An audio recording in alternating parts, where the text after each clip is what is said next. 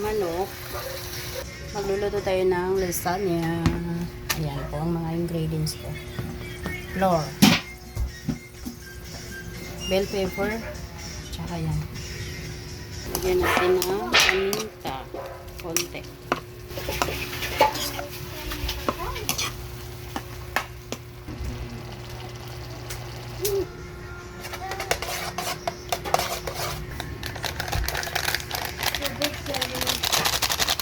Tapos mix lang.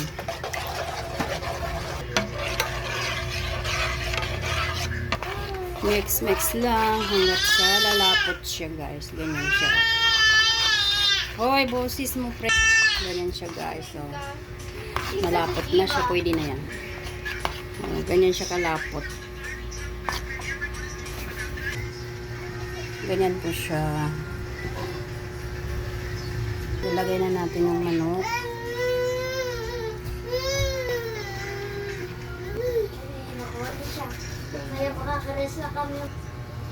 Ganyan siya, guys. Tapos isasalang natin sa dip.